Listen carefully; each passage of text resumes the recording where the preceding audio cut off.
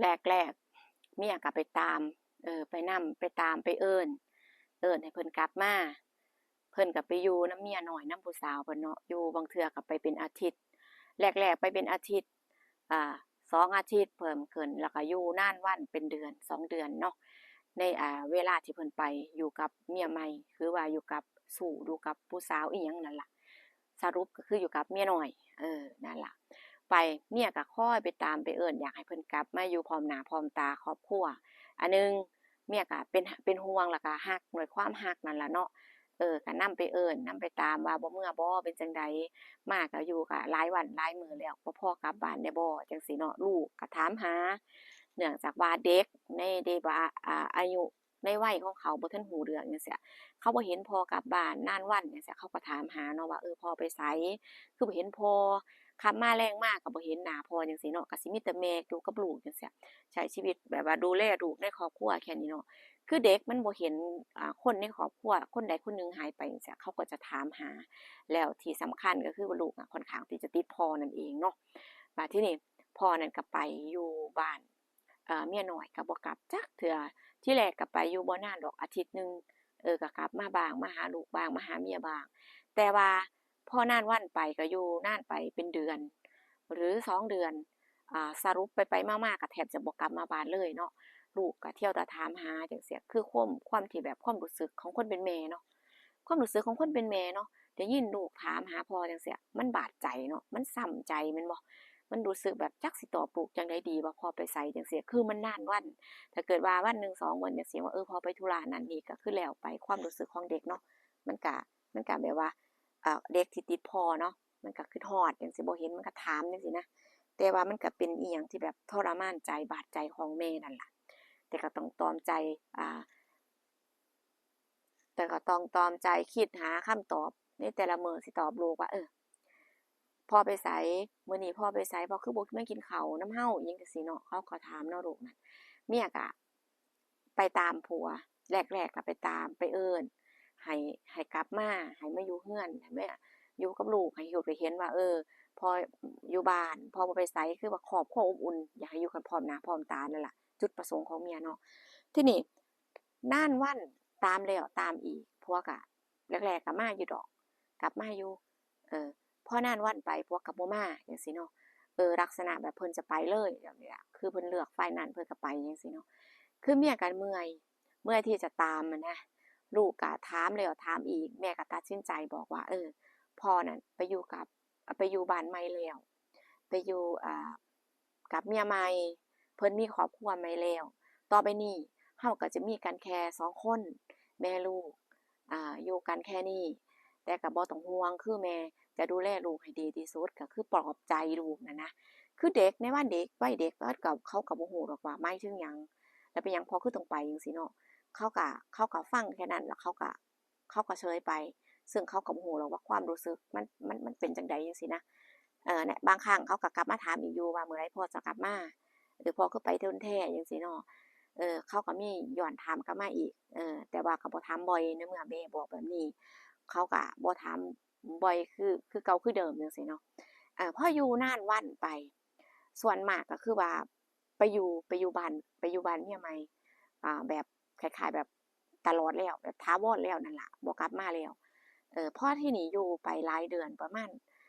6-7เดือนก็เกือบปีเนาะเอ่อหลังจากที่ว่าไปอยู่กับเมียใหม่สิ่งที่มีเงินในบัญชีหรือว่าอ่าเป็นพวกทรัพย์สินแบบที่ดินที่เป็นของเพิ่นจั่งซี้เพิ่นก็แอบขายเดะเพิ่นก็แอบขายเพิ่นก็ขายโดยที่บ่บอกเมียคือว่าเพิ่นไปอยู่กับคนอื่นแล้วสินะมันก็เป็นสมบัติเป็นของของเพิ่นมาแต่เดิมเพิ่นก็แอบขายเพิ่นก็บ่บอกเมียเพิ่นก็ขายเบิดซุอย่างเงินในโตที่ว่าเพิ่นเงินเก็บเพิ่นในบัญชีจังซี้พอมีบ้างจังซี้เล็กๆน้อยๆเพิ่นก็เอาไปใช้กับคนใหม่เบิดส่วนที่ดินส่วนหยังที่เพิ่นขายเป็นของเพิ่นเนาะอ่า กับใส่คือเอาแบบว่าเอาไปปนเปื้อคนใหม่ไปใส่กับชีวิตของคนใหม่เบิดเงินคือว่าเบิดทุกอย่างที่เพิ่นมีแล้วจังซี้นะเออเพิ่นก็ย้อนกลับมาเออก็เห็นว่าเพิ่นนั่นกลับมาว่ากลับมานอนบ้านว่าคิดฮอดลูกจังซี้กลับมาเนาะข้ออ้างแรกๆเด้อนี่ผิดสังเกตตรงนี้แหละ เพิ่นว่ากลับมาคิดฮอดลูกมาอยู่นำลูกจักมื้อ2มื้อก็กลับเพิ่นว่าจั่งซี้เพิ่นก็มาอยู่2-3มื้อแล้วเพิ่นก็กลับอ่ากลับมาครั้งแรกว่ามาอยู่2มื้อแล้วก็กลับก็อยู่2มื้อจริงมาครั้งที่2ว่าคิดฮอดลูกสิมาอยู่สักประมาณอาทิตย์หนึ่งซึ่งเมียก็เลยได้ถามว่าเนาะทางนี้ก็ถามว่าเป็นหยังคือมาอยู่โดนแท้แล้วทางนั้นสิบ่คิดฮอดหรือว่าเขาจะบ่กังวลใจเป็นห่วงบ่เพิ่นว่าทางนั้นก็เขารู้อยู่เขาเข้าใจเพิ่นว่าจังซี่เนาะผัวนั่นก็ตอบว่าทางนั้นเขารู้ครับเข้าใจทางเมียก็เลยว่าเอาจังซี้เพื่อความยุติธรรมทั้ง2ฝ่ายให้เจ้ากลับไปอยู่กลับไปซะอย่ามาอยู่นี่แม้สิมามื้อ2มื้อก็ตามถ้าคิดฮอดลูกก็แวะมาเห็นแล้วนะแล้วก็กลับไปอ่าแล้วอีกอย่างหนึ่งบอกตามตรงเลยว่าทางนี้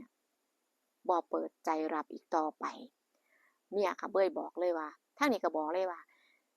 บ่เปิดใจรับอีกต่อไปก็ในเมื่อว่าไปแล้วตัดสินใจไปต่างหาก6เดือนแล้วทุกอย่างมันขาดสิ้นมันจบสิ้นระหว่างอ่าระหว่าง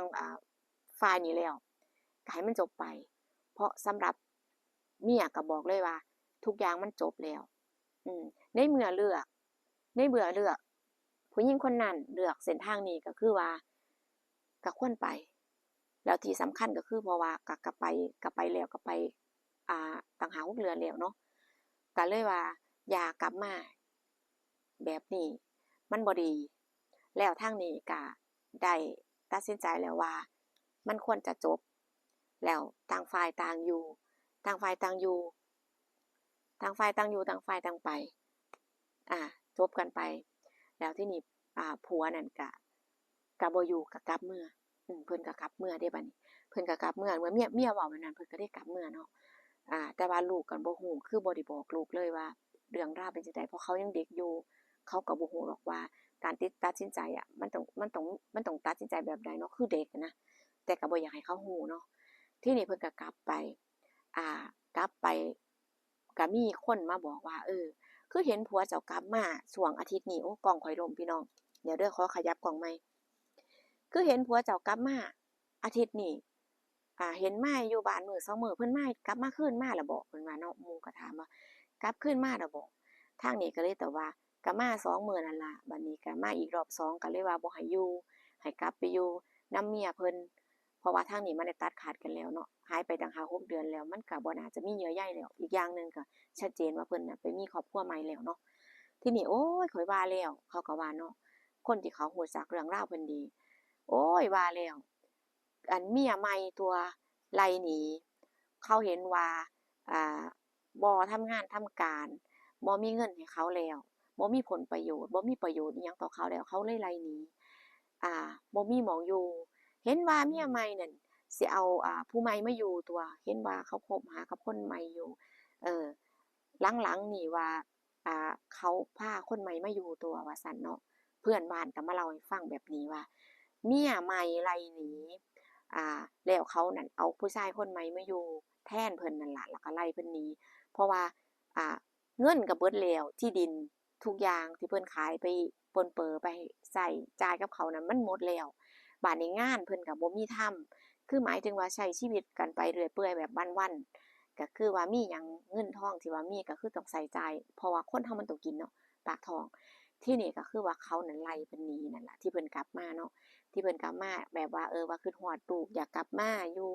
อยากมาหาลูกจังซี้เนาะคือหมายถึงว่าแผนการของเพิ่นอยากสิกลับมาหาเมียว่าซั่นเถาะทีนี้พอเมียรู้แล้วเมียก็ยิ่งแบบเนาะพ่อเขาเบิดบ่เห็นประโยชน์เห็นค่าเพิ่นแล้วสิหวนกลับมานั่นนะเมียก็ยิ่งแค้นใจทีนี้ก็เลยว่าในเมื่อมันเป็นแบบนี้คือว่านับแต่นี้เป็นต้นไปจะบ่ให้มาเหยียบบ้านอีกเด็ดขาดเนาะก็คือว่าเมียก็สั่งเด็ดขาดเลยว่าอย่า